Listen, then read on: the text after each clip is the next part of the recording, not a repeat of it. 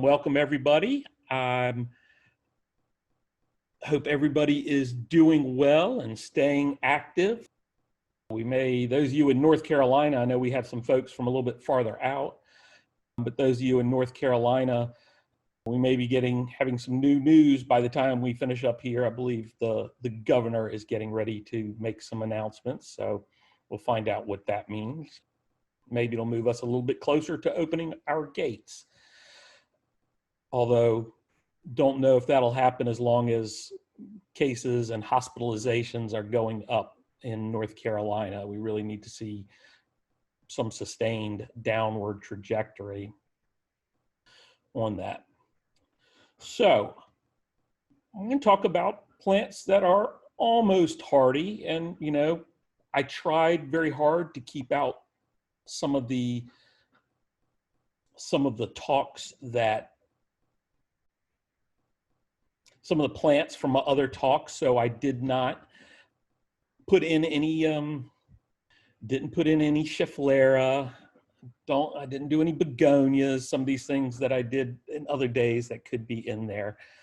So much of what I really enjoy growing, like a lot of unrepentant plant nuts, are things that are probably a zone or half a zone outside of reliable here. So there are a few things I'm going to talk about today that I am actually growing now. Either we're growing it here at the Arboretum or I'm trialing it at home.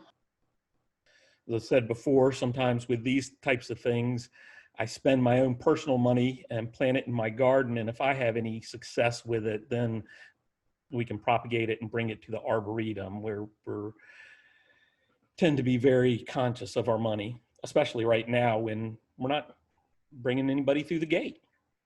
So on that, I want to thank everybody who is a member and who has supported us through our plant sales or memberships or donations. It is very, very critical for us, those things you're doing. And I'm going to jump right into my talk. Almost hardy, almost hardy, almost hardy. I know a lot of gardeners love really pushing things. I have never been one to cover plants, things like that. It's just not something I do normally. I'm starting to plant a few things that maybe I would be willing to cover in my home garden. But, the Arboretum's all about trialing plants. So we like to see how a plant will do. We may do a little protection for the first year or two in the ground, or at least plant in a very protected spot. But then after that, we want to see if it's going to survive. And I'm going to talk a little bit about protecting plants as we go along, and can answer some questions at the end as well. So I would say in no particular order, but just for my ease, they're in alphabetical order. So we're going to see perennials and trees and shrubs and vines kind of all mixed together. And one of the first ones is an Abutilon. And there are quite a few Abutilons that we can grow pretty reliably outside.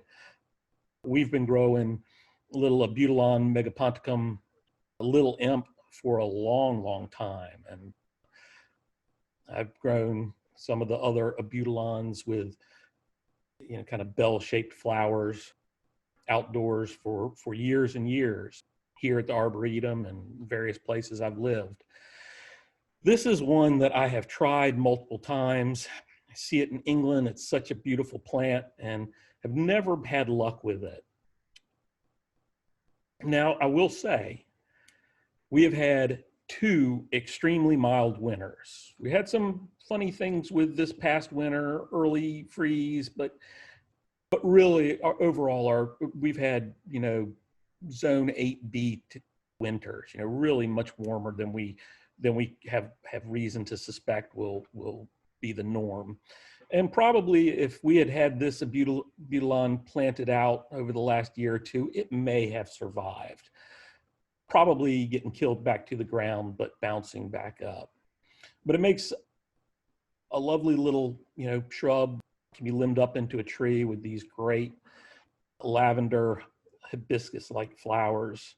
I just think it's such a pretty plant. It really, you can see that picture of the flower, all those seed pods that are around there, and then a couple of buds that are just getting ready to open. So this thing's been flowering for ages and ages, and we'll keep doing that.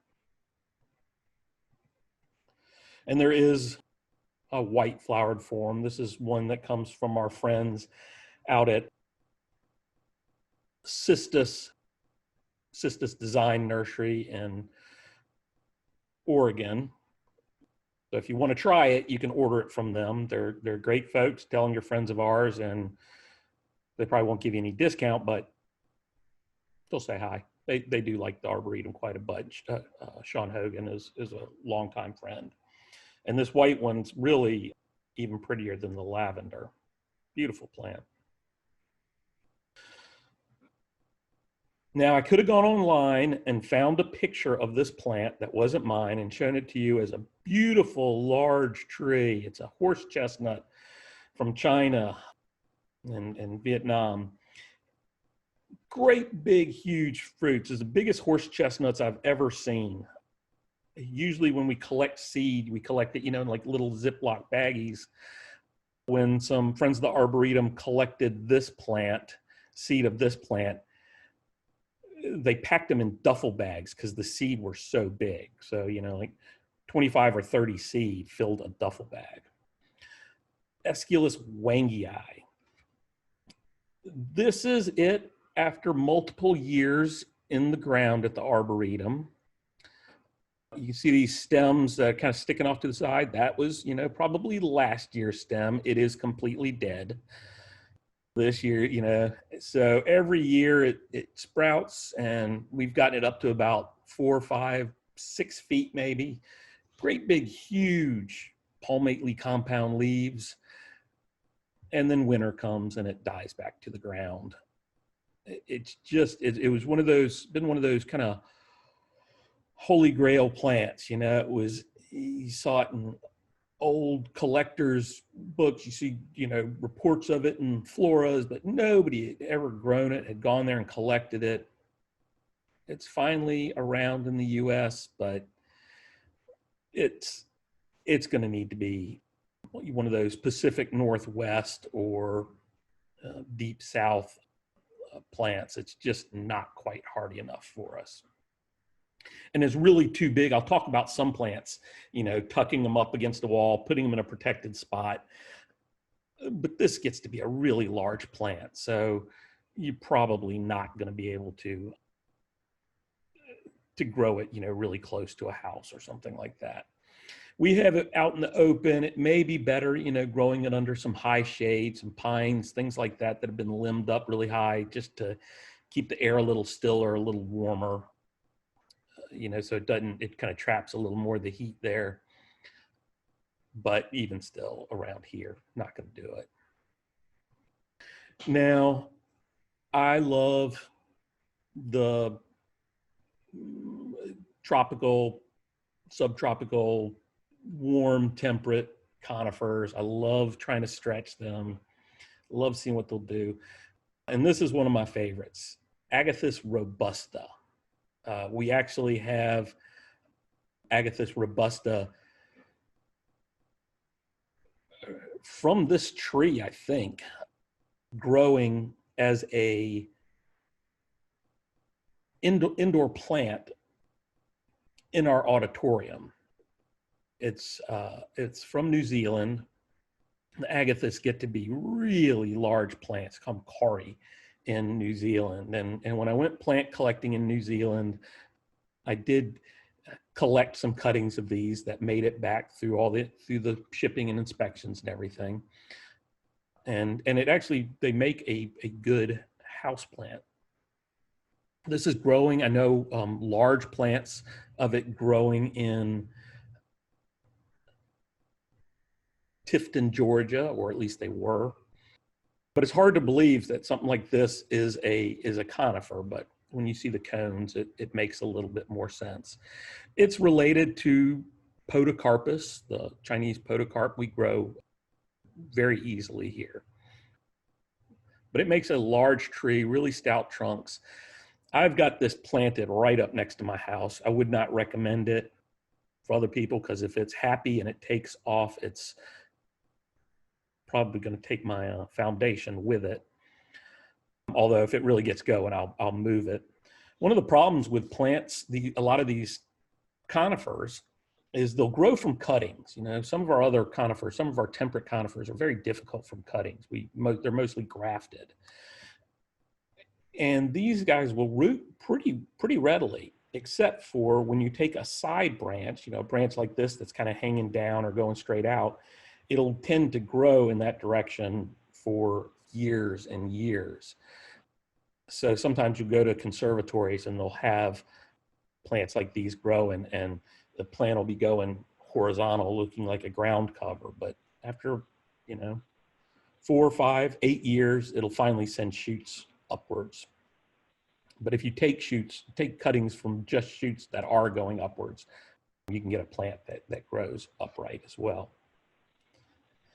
Neat plant. I actually think that a lot of these agathis and related plants could be very good indoor plants. There's a whole group kind of in 2 different families that we kind of call plasticarps. Some of the podocarps and agathis and a few other groups that will tolerate very, very low light, don't seem to get many pests at all, and will grow in really indoor house conditions. Okay, aloes. Got a couple different aloes that I'm showing. Down here in the corner, Aloe polyphylla. This one that, you know, you can see the whole Fibonacci sequence in there. Really beautiful plant. It is generally considered a 7B plant. The problem is it hates winter moisture. So while it is actually pretty cold hardy, it hates all the rain that we get. And there are multiple desert plants and succulents that are like that. One that I think is a little bit better grower, a little bit easier, is Aloe maculata. Maculate means it's spotted. It was originally, it used to be called Aloe saponaria. Saponaria is like soap-like, so you could take squeeze the aloe gel, like your aloe vera, out of there, and if you rubbed it under some water, it would suds up like soap does. This in the top left, this is Aloe maculata in flower, nice mature plant at the Arboretum. This is growing up on the rooftop. In a cold winter, it can be killed completely. It can be knocked back really hard. It can really struggle. You can see on this plant all the dead tips on there. This is it coming out of winter. It'll go completely kind of dark gray green with the green spots on there and lose a lot of that orange once it's really going through the season. But then during the winter, you'll get a lot of that orange coloration back every year. I think they're beautiful. Again, it wants really good drainage. It's a little bit more tolerant of, well, it's a lot more tolerant of the winter wet than the Aloe polyphylla, but you still need to plant it in specialized soils. You can't just plunk it in North Carolina clay and expect it to grow. It needs to have just almost perfect drainage. So containers are great for these aloes, but in a container, not hardy during the winter at all. It would have to be a very mild winter for them to survive. I saw this online. Do not buy, this was selling like seed for this. Don't buy seed for this. That is photoshopped, not a real plant. It is amazing how many, see, this is seeds.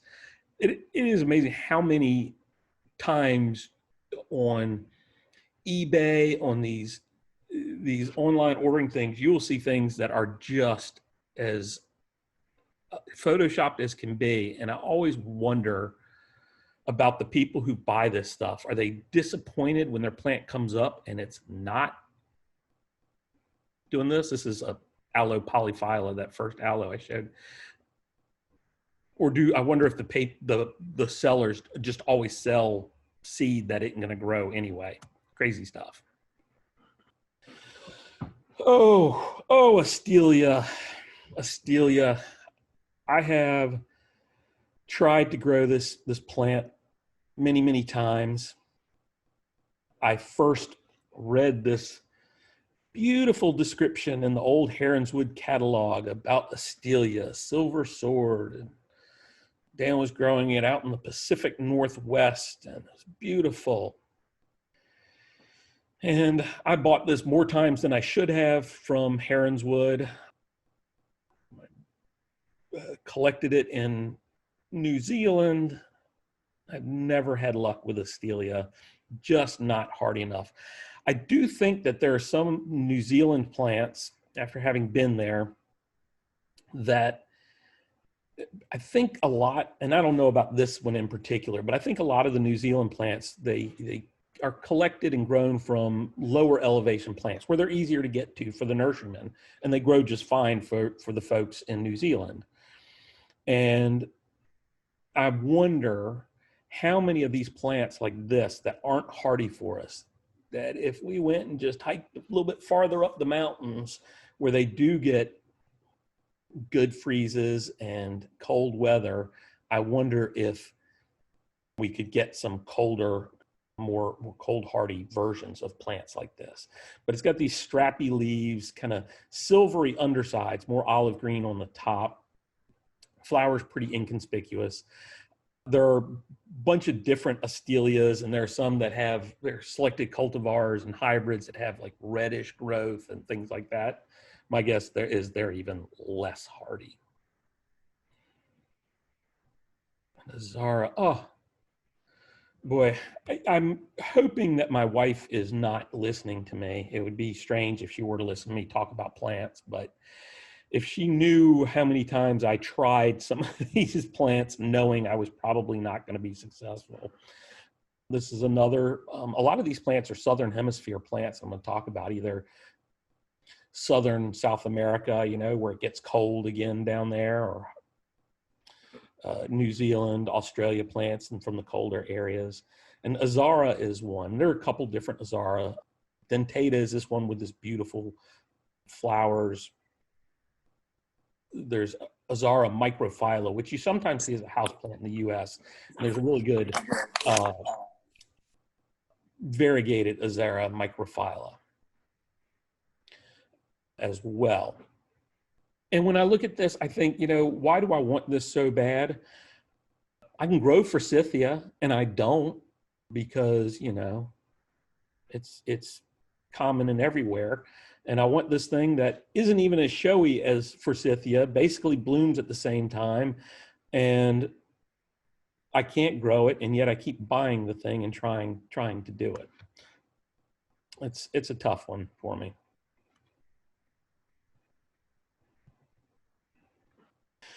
Some bulbs.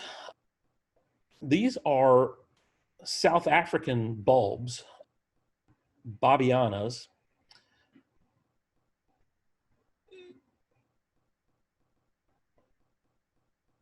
Most often what you see sold and grown in the US are these blue or lavender ones, like this Babiana tubulosa. There are other ones.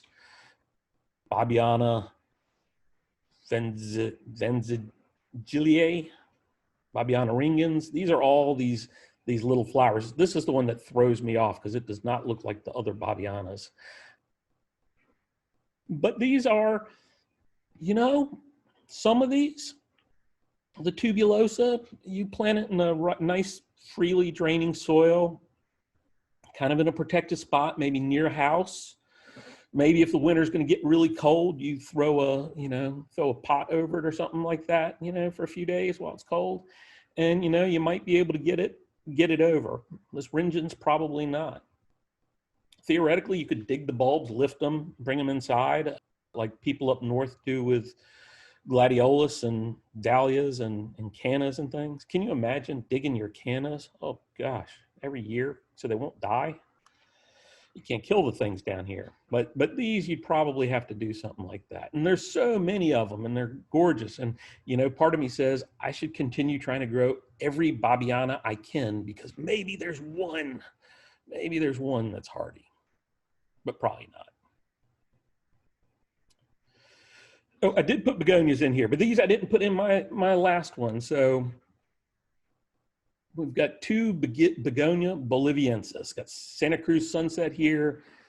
Got Yadev, which is being sold. It's got some other trade name on there. And every time both of these begonias came to the Arboretum through the annual plant trials, the color plant trials.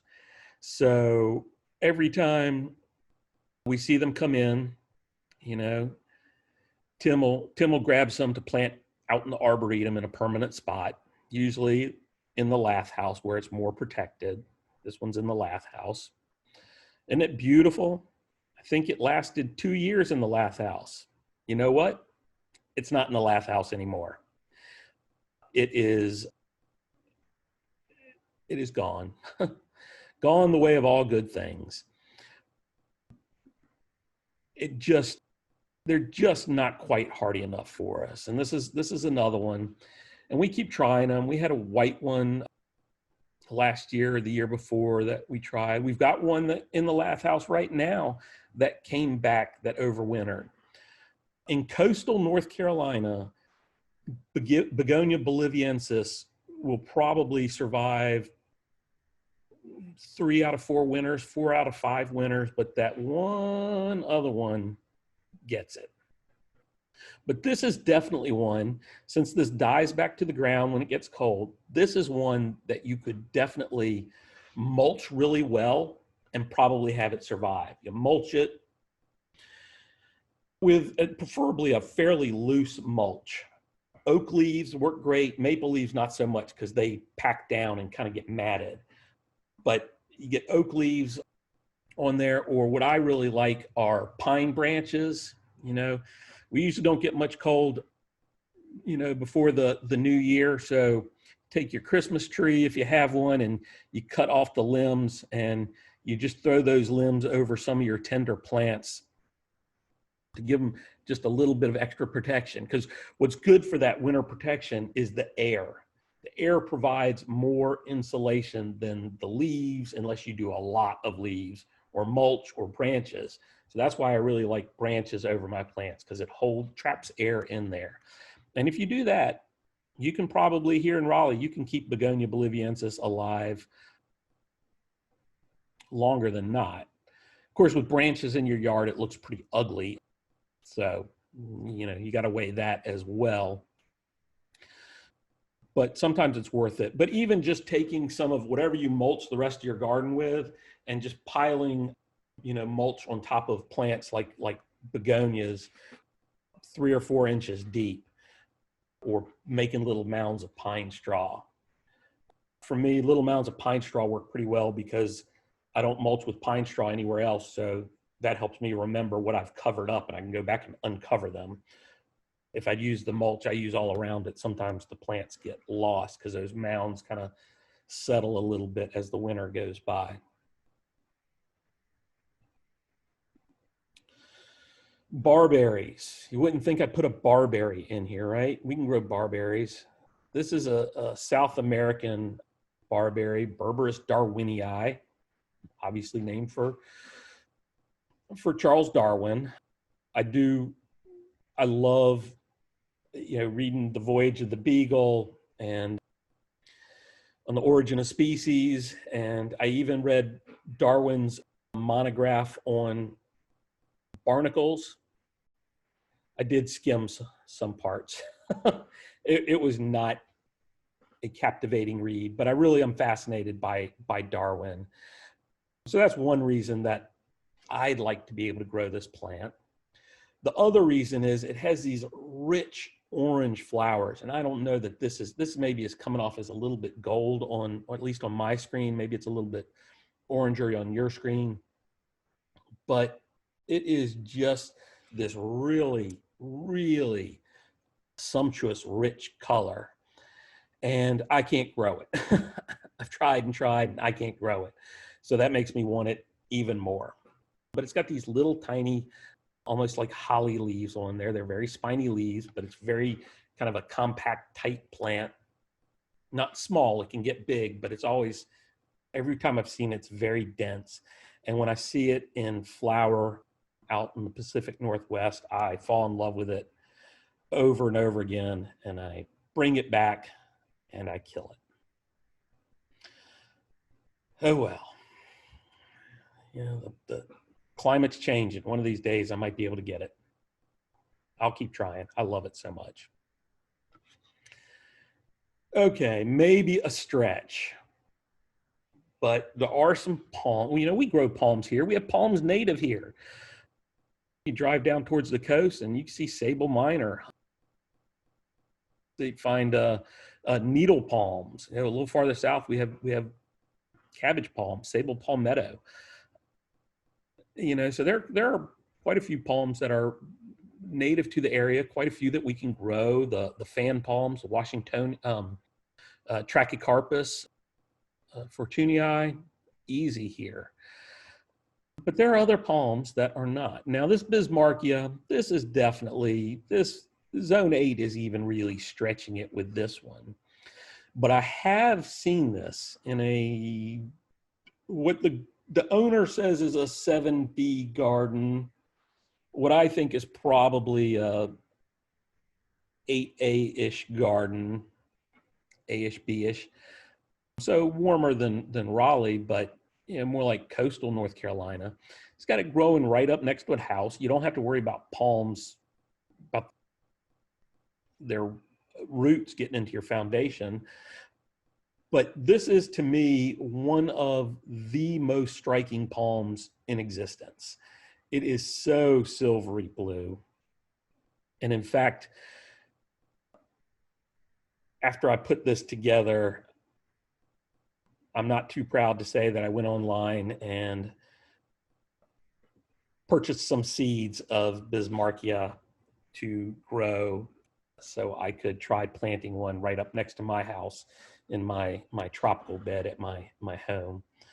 This is one that does want a lot of sun, which makes it a little more difficult to plant in a protected spot than one that will take shade, but it is not hardy in zone 7B at all. But boy, it's so beautiful. It's worth trying, isn't it? Sometimes with palms, especially, you know, any plant can be like what I'm going to say, but palms are ones especially, palms and cycads, that certainly show more hardiness the larger you get them before you plant out. And that makes sense, of course. And the really important part on a palm and a cycad, and I'll show you this on a cycad as well, is this central growing point. If that dies, the whole palm dies for any of the ones, most of the ones that we can grow. There's a few exceptions to that. So what you can do with these when they're young anyway, and the odds of you getting it this big in Raleigh are pretty slim, but hope springs eternal. But what you can do when they're young is you can cover that crown, or you can actually just take the fronds of the palm that are sticking up, or cycad, and tie them together so that you're making a little airspace, a little insulated space right there at the growing tip. And I have done that with some plants before. Like I said, generally I don't do that. Whew. I do not know what species any of these Bomarea are. Bomarea grow mostly in the mountains of southern North America through Central America into South America. So Mexico into Guatemala has, like, I don't know how many species of Bomarea, and goes on through Costa Rica. I've seen them growing wild in Costa Rica. And if you had asked me 10 years ago, I would have said there are no hardy Bomarea. You can see them in conservatories and things like that. So first, let me explain these plants. These are vines. Some of them quite vigorous vines, can grow 20, 30 feet up in a tree. And then they flower with these big clusters of bright yellow, bright orange, bright red flowers, often with this speckled interior like this.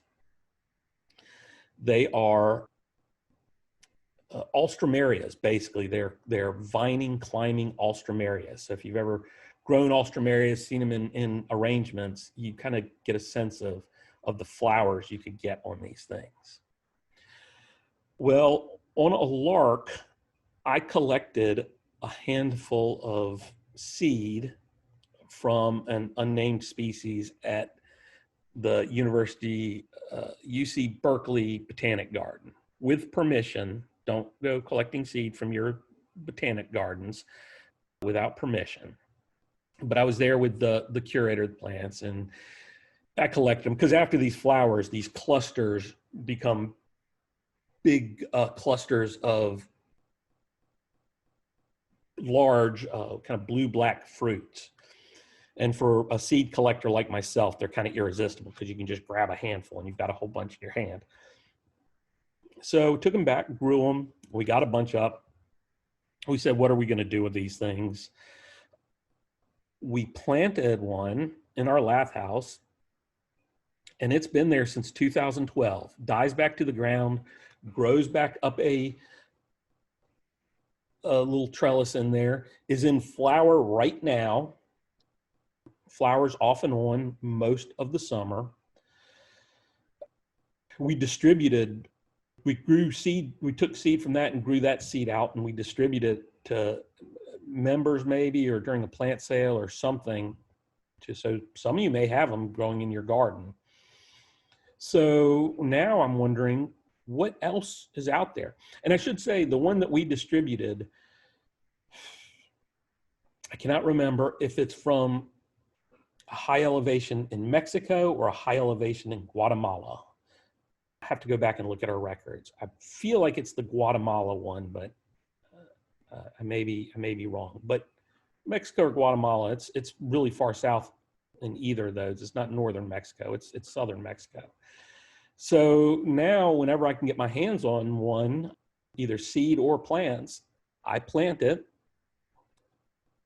grow them up in the nursery, and then we plant them out here. And so far we haven't had any luck. The one we're growing is the only one we've had luck with, but I'm convinced that there must be more of them that are hardy. And my clematis, most of my clematis have already flowered and are done. I would not mind having something like this that pops out of the ground, has beautiful foliage, and flowers off and on all summer with these hot flowers. And butterfly bush. We know butterfly bush, right? We know Buddleia. But there's some big tree ones like this Buddleia colvillii.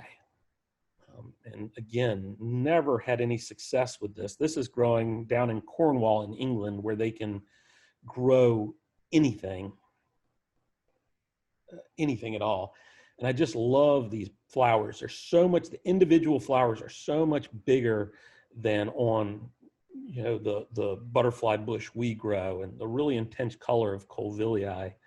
There are some selections of this with even longer panicles, but you can see it's a really beautiful tree. And another one that I have tried too many times. This one I don't think loves our summers, our hot and humid summers, any more than it loves our cold winters. So just has not been there. I'm always waiting for somebody to breed this with, Buddleia davidii, the ones that we grow, and get something that's hardy but has these big flowers and really intense color. One day, right? Oh. And Ceanothus. Ceanothus. Go to the West Coast and walk around and look at this. Go to Australia and see this. Now, I will say, there are some Ceanothus we can grow. We can grow some of the Ceanothus thursiflorus. We can grow some of the hybrid Delineanus. but most of the species we can't grow. They are native to the West Coast mostly, and they love, you know, all up and down the West Coast, you'll see them. There is an East Coast native called Ceanothus americanus, New Jersey tea. It's got white flowers. It doesn't have the blue. You know, this one's sky blue. This is one of the variegated ones that I really wanted to grow. Look how vigorous this plant is, and look how much green is in those leaves. They're almost pure white with just a little green zip down the center. But there are other ones that are really, you know, you get everything from robin's egg blue to really, really very, very intense bright blues on it. There are pinks and other things, but if you can grow these suckers, why are you growing a pink one? You know, grow this blue shrub. Really just jaw-dropping.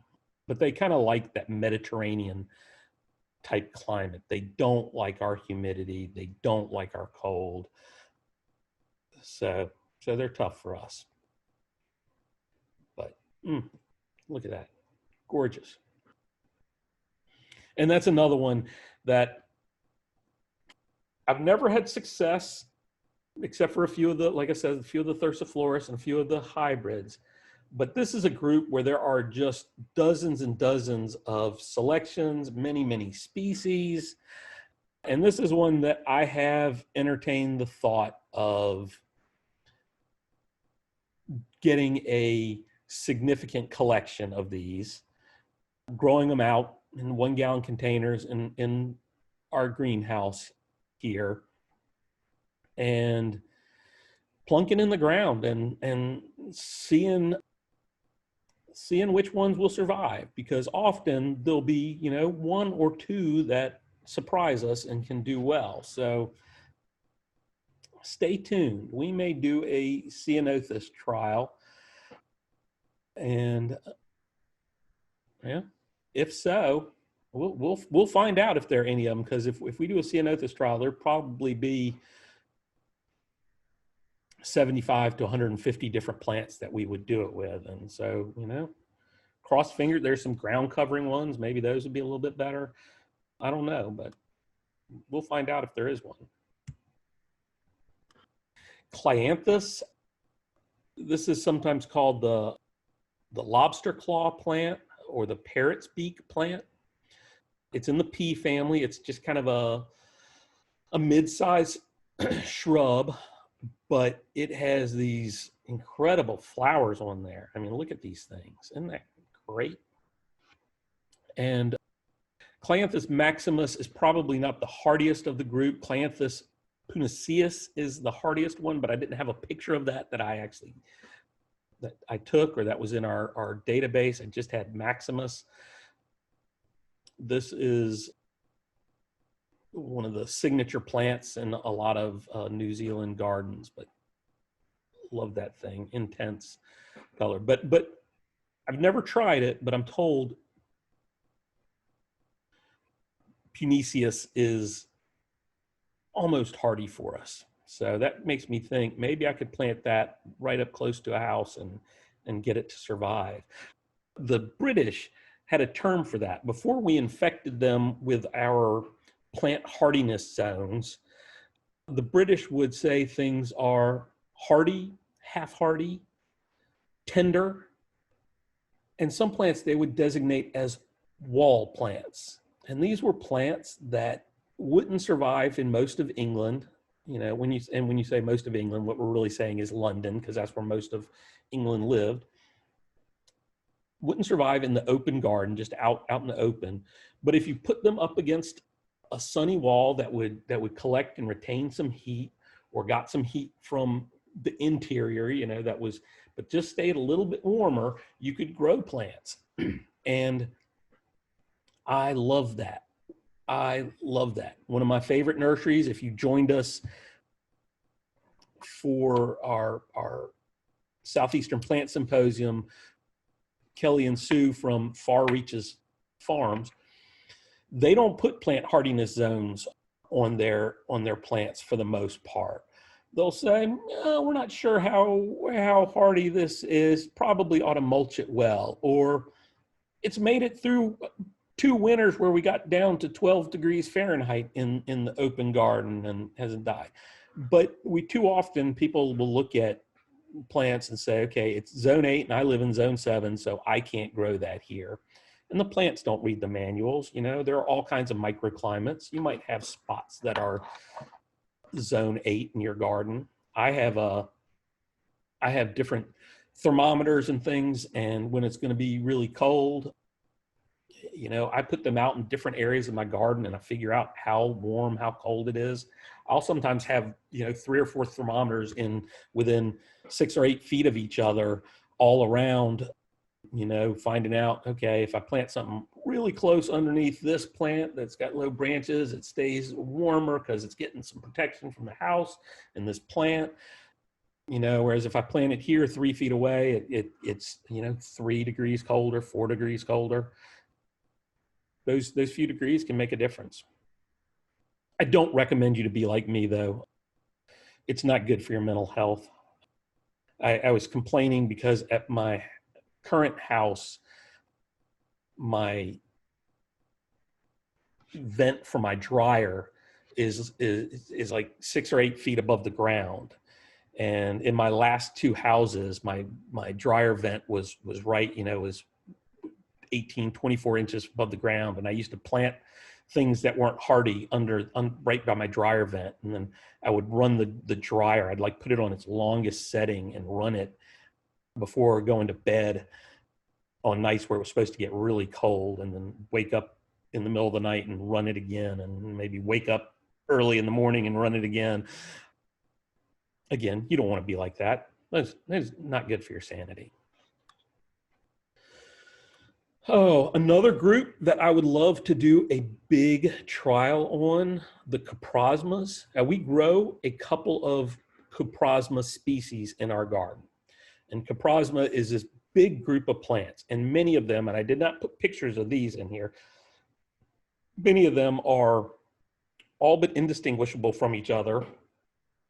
They look like stiff haystacks. They've got thin little leaves that are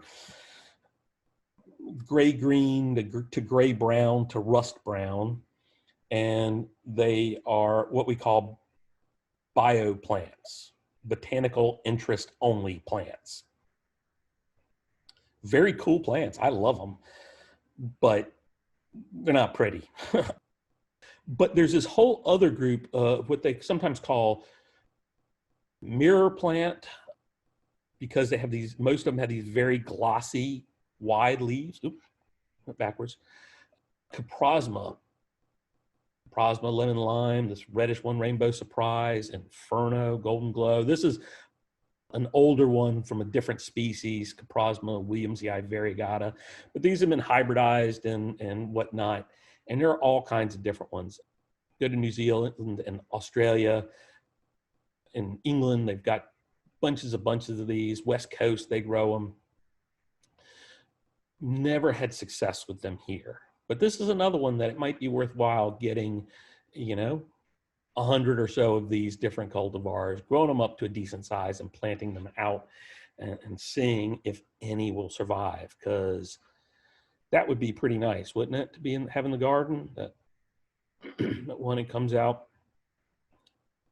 can't tell, I guess it looks like it comes out green and yellow almost like this, but then gets red on there, or vice versa.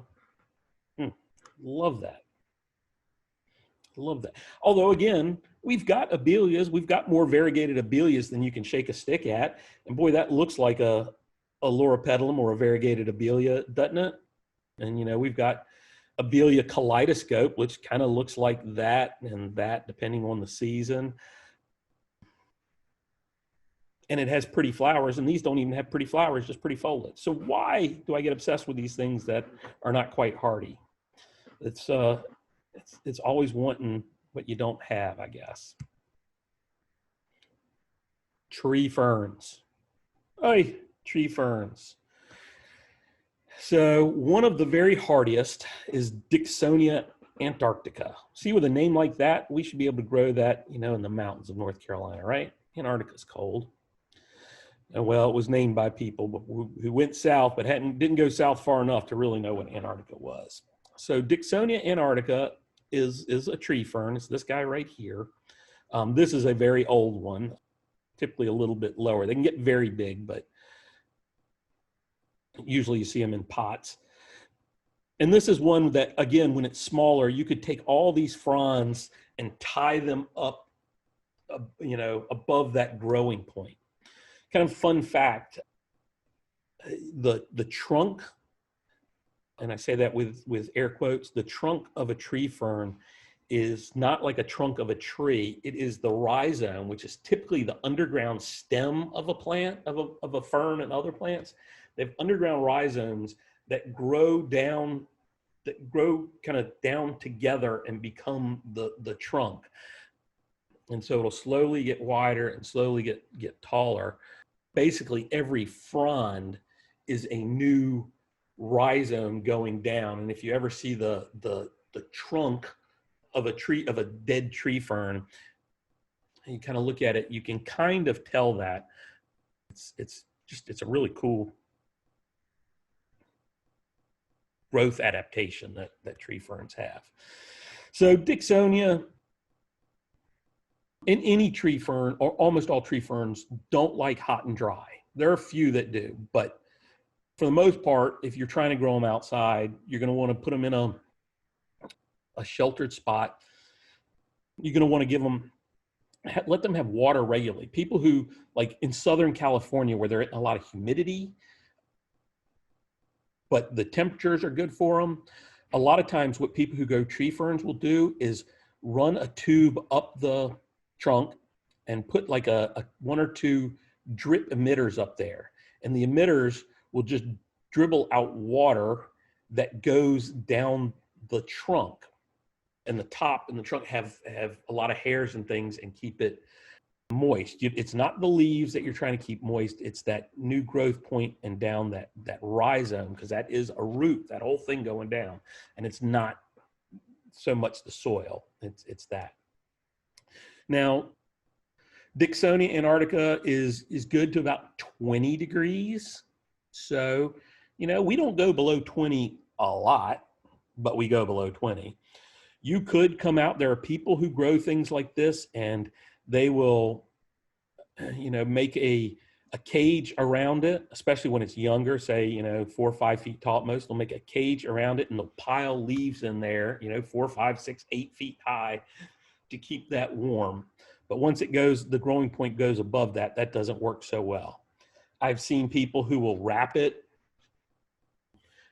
They wrap their plant with like an insulation or something like that, and then they'll put either some heat tape or like Christmas lights around it and then wrap it again with plastic or something. They do that with palms and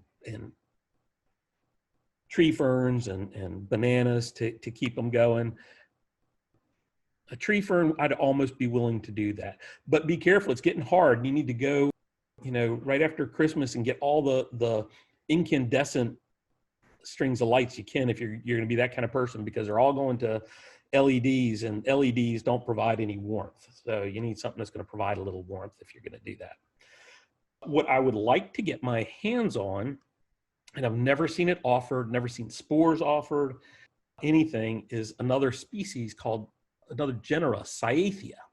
You can find Cyathea australis and Cyathea cooperi, but there's one called Cyathea dregii that is supposedly hardy to 10 degrees Fahrenheit. And that's hardy. If I ever get a hold of that, you better believe I'm growing that sucker. So if you ever see that at your local garden center, make sure you let me know. I mentioned cycads. These are palm-like plants, very primitive things. This is a Dione edule. This is a southeastern one. I actually grow a Dione in my garden. We did not have a bad winter this past winter. I thought it was completely dead. It is coming back out now, so it has survived. It's looking good. This is not my plant. It won't really get a trunk. It'll slowly form this kind of trunk on this and these leaves. These real stiff fronds, like almost like a palm tree. But again, this is one that you can, if you can protect that crown, you can keep it going, but not reliably hardy without doing that. So my plant is still pretty small. And this is one that if they were calling for temperatures, to be down in the teens,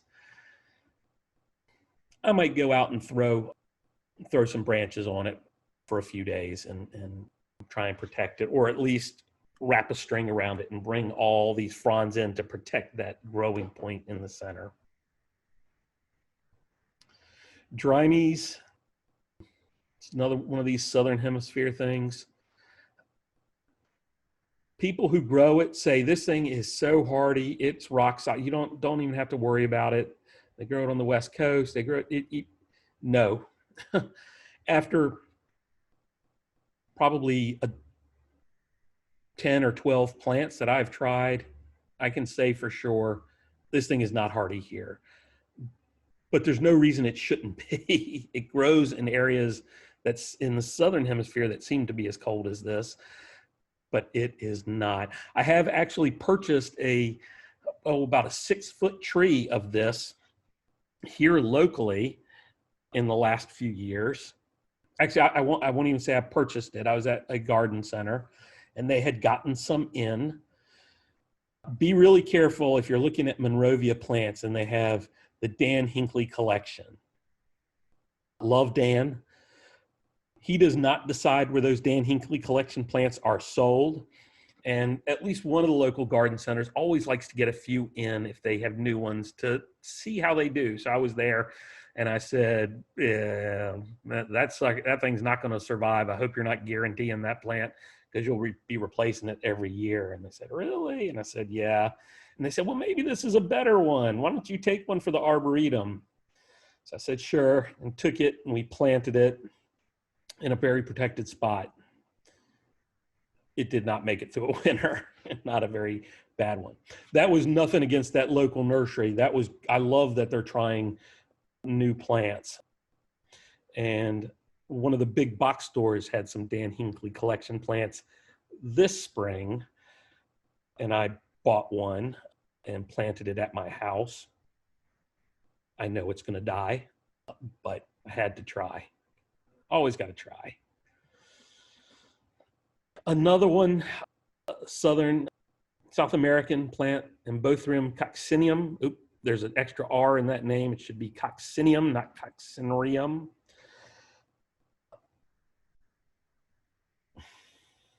I don't know why it won't grow. It is like we are 2 degrees too cold for this plant on a regular basis. I sometimes wonder when we have a really mild season like this past couple winters, if we had planted this under some high shade, could we have gotten it through a winter or two? And the answer is very good chance of that. The next answer is, would it have died when we had a real winter again? And the answer to that is, yeah, probably. But again, I have seen this limping along locally. So perhaps in the right microclimate, it'll survive. And I'll say now, what I'm really doing is I'm hoping that in the chat, there are a lot of you saying, oh, I've got one of those. I've been growing it for 15 years in Durham. And if you are one of those people, do not leave this afterwards. We need to get in touch because I need cuttings of this and any other plants that are in this talk that should not survive that you've been growing for more than the past 2 years. If you've been growing it for more than the past 2 years, I am definitely interested in cuttings. If it's less than 2 years, then call me after this winter and let me know how it's doing. And if it's still there, then I want cuttings. Hey, yeah. Another one, Euphorbias. There are a bunch of species of this. I just put a couple, Euphorbias cordata, Euphorbias lucida, a pink form of Euphorbias lucida. Look at those little anthers in there just dancing. They look like stewardias and things like that. They're not related, I don't believe. But oh, so delicate and beautiful. We actually had a hybrid Euphorbias niamensis. I don't know if it's Euphorbias niamensis, silver lining maybe, something like that, that was variegated, had a white edge around the leaf, survived a winter or two in our lath house. When it was about 12 inches tall, it flowered, had one flower over that beautifully variegated foliage, and then did not make it through the next winter. So, yeah. We continue on with our trialing. Euphorbias. All over the UK, you see these plants. Euphorbia mellifera, and there's another one, I think Euphorbia stygiana maybe, and they're like shrubs, but they look like our herbaceous Euphorbias, like Ascot rainbow and blackbird and some of these other kind of little evergreen, very hardy, perennial, kind of succulent Euphorbias that we can grow out in the garden. It looks just like that. Euphorbia mellifera means like honey making, so a lot of nectar in there. And this thing is about 5 or 6 feet tall and wide, just this perfect mound. And this is really the flowers have past peak. They're becoming seed there. So it's more yellow early on. It becomes a little bit darker orange. I just love them. And I see them all over the UK and just not able to do it for us. But, and I say that, let me take that back. This thing could be great for us. I have always been told it won't grow for us. I have never actually grown it. And now I'm thinking about, I gotta look and see if I can get this mail order and try to grow it. I've never seen it offered anywhere. I've never seen it growing anywhere on the East Coast.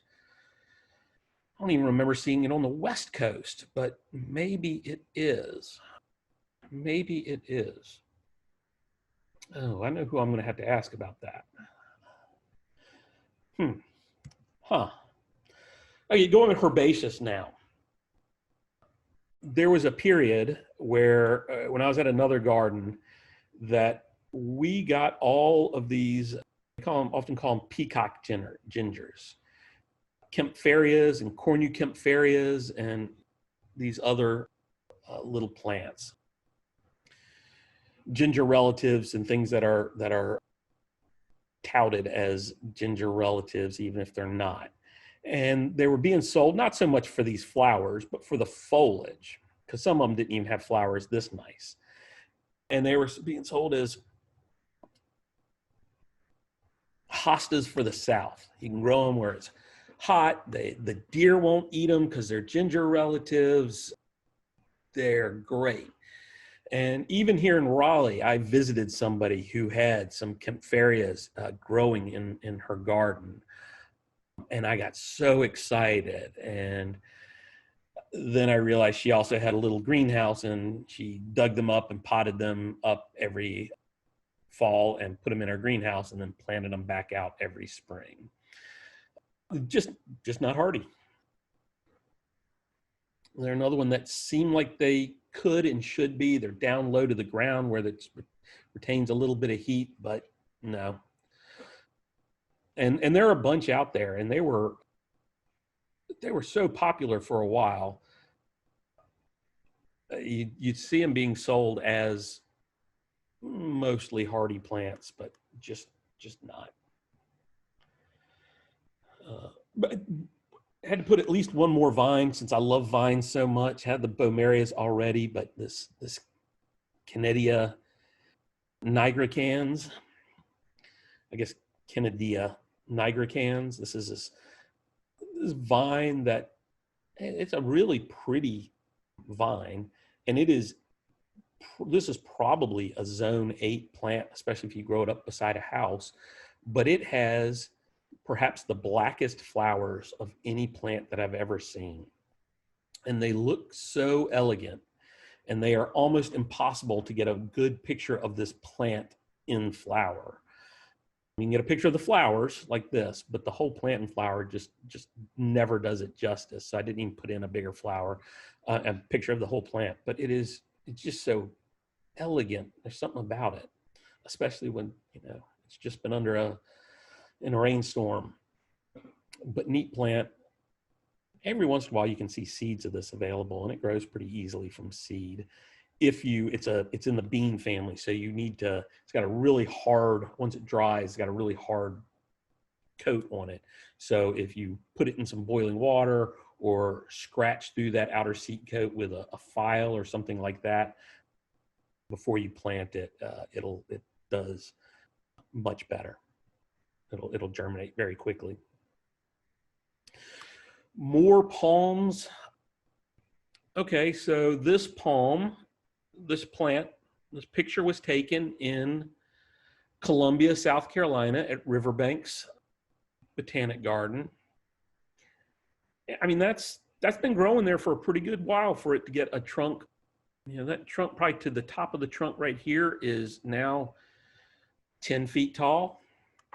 Now, Columbia is warmer than us, and it is in a bit of a walled garden. So when it was young, especially, it had a little bit more protection. But still, that gives me hope. Livistoma chinensis is supposed to be even hardier than Decipiens, and I believe Decipiens may have a new name as well. And this Livistoma cerebus, I have been told, is fairly hardy, and so I've got one growing tucked in this tiny corner of my garden. And maybe if I do retape the tour of my garden, if I don't send the bad one I did, if I do retape it, I'll show some of these plants that I've talked about that I've got hiding in my tropical bed in the back corner. But mine has survived 2 winters now. Again, not real zone 7B winters, but still, one can hope. Luma.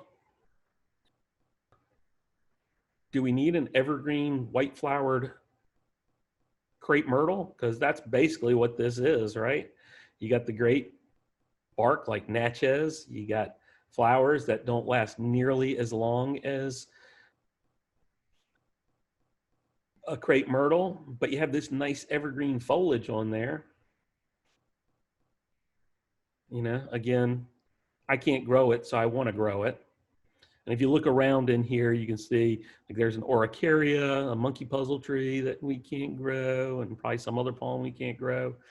But this is one of those that's right on that line. I've tried it, hadn't worked.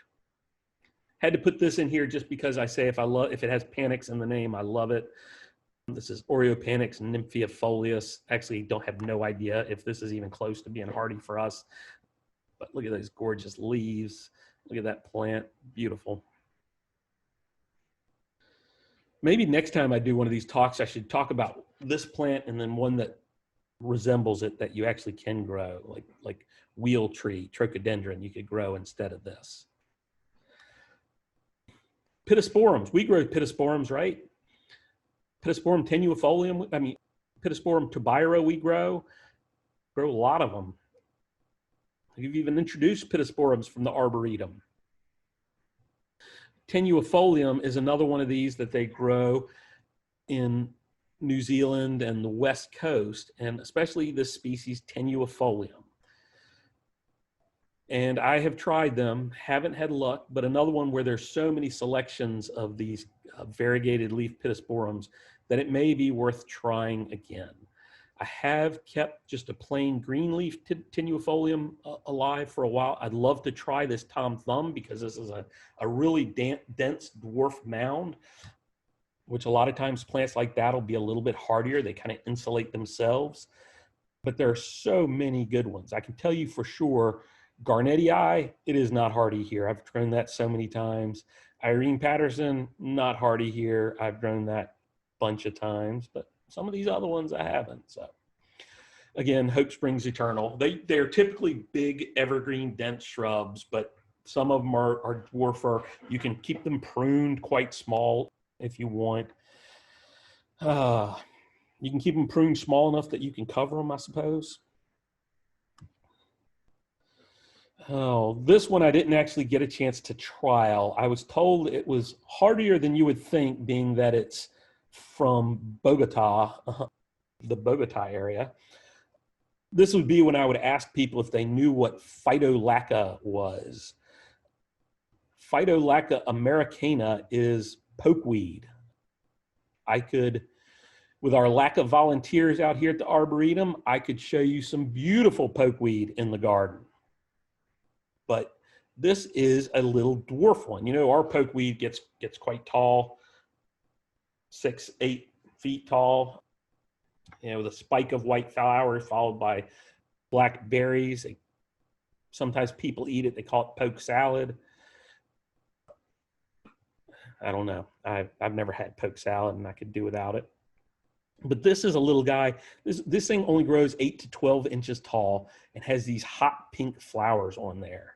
I actually brought this back from England, and I think it was killed in the nursery because people didn't want to plant out a pokeweed. But you know, there's no way it was hardy enough that it was going to be a weed here. But I would have liked to have seen it if it would have survived winter at all here, because like I said, I'm told it was surprisingly hardy. And behind it, this is a farfugium. We grow this, you know, this is a great garden plant for us, and that's growing with it. So, and farfugium needs some winter temperatures. Strobilanthes, there are some hardy strobilanthes. So some of these, like this Strobilanthes attenuata, I've had to look at our records, see if we've ever trialed this here. Certainly haven't in the last decade, but blue flowers, gorgeous plant. I think with some good mulch, maybe we could get Strobilanthes attenuata to survive. We had in our rare plant auction another Strobilanthes, which I'm told is perfectly hardy here. We have not grown it here, but I'm told it should be just rock solid here. So that's great to hear. It dies back to the ground and comes up.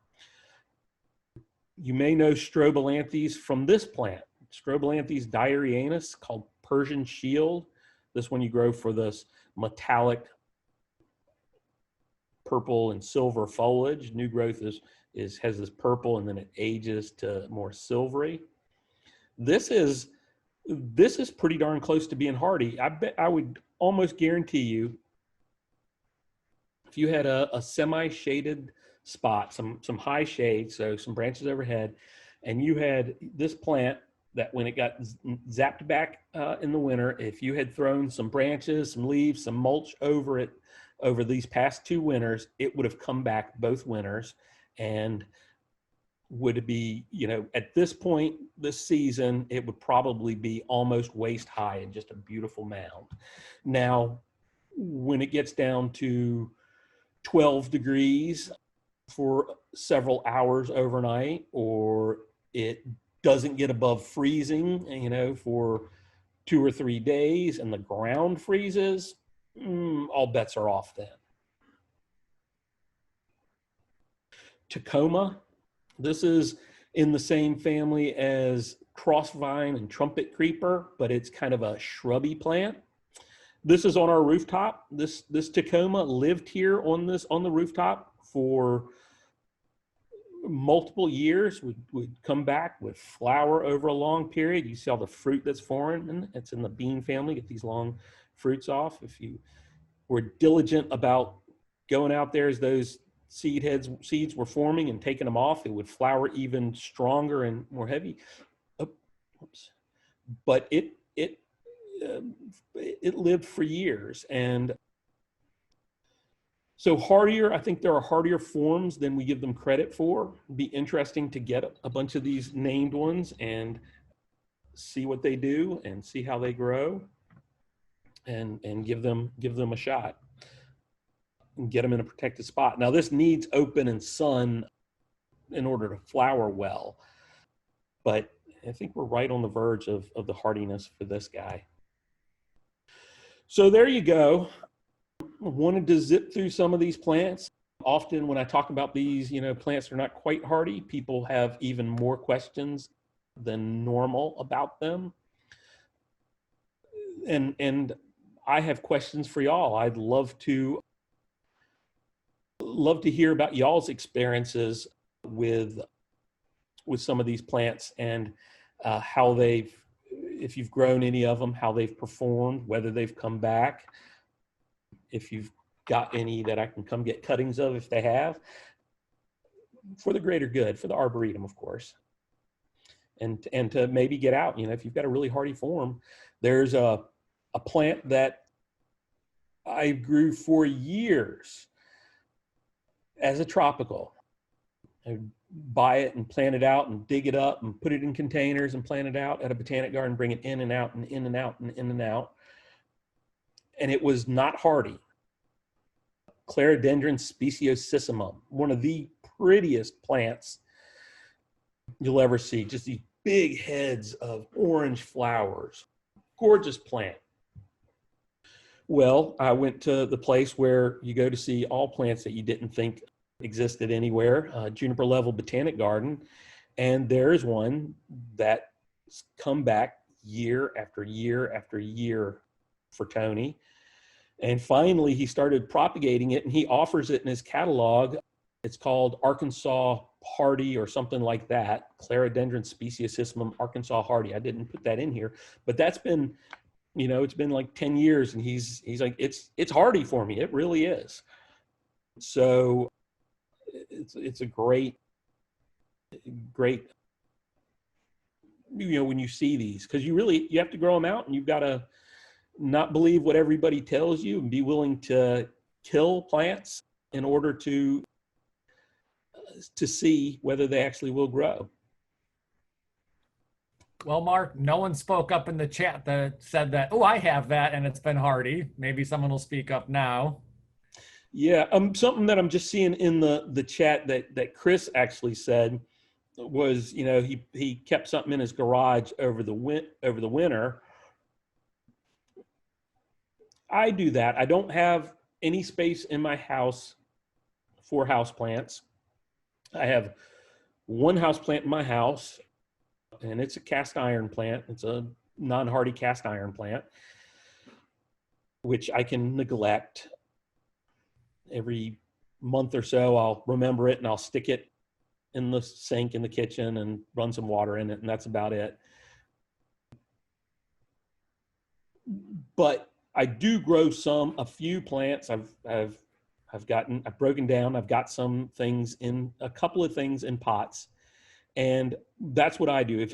I leave them outside for the winter. I grow things that are almost hardy in pots, and when it does get colder, I will move them into the garage just for a night or two usually, and then I'll put them back out. And then when they get too big for me to move in and out, I am not lugging them in and out. I'll look at plants. I was like, all right, this is your last year to be brought inside.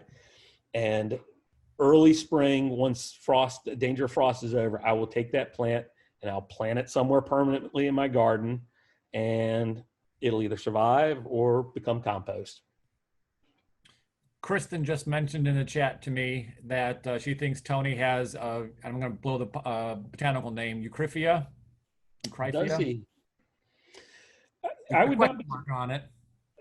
I would not be surprised. I'll have to check with him because I did root the variegated ones, so they can be rooted. Yeah. And much earlier on, someone asked what the what the blue Abutilon was. Was that a cultivar or just the plain wild type?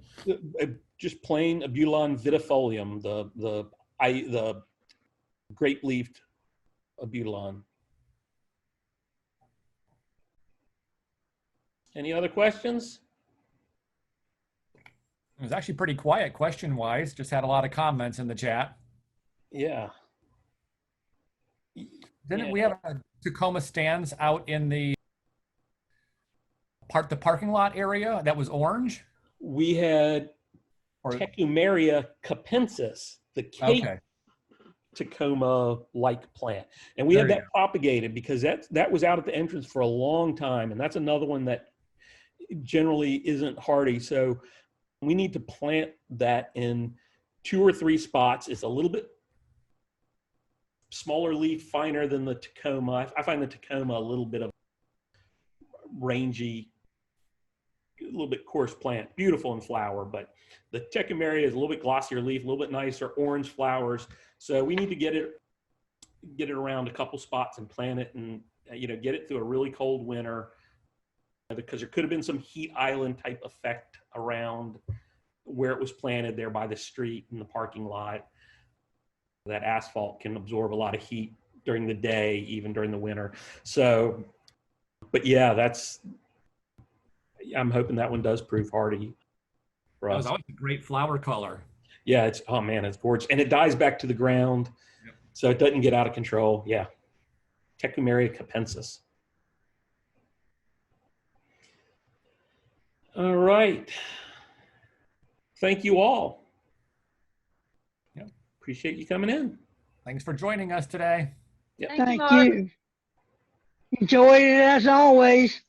All right. Well, I appreciate you joining me. Yep. Look forward to Wednesdays. Excellent. And Chris should have the list of the new ones. I just sent them to him yesterday. So All available online. all online already. Whew. Thank you. All right. Thanks, guys. Bye. Bye.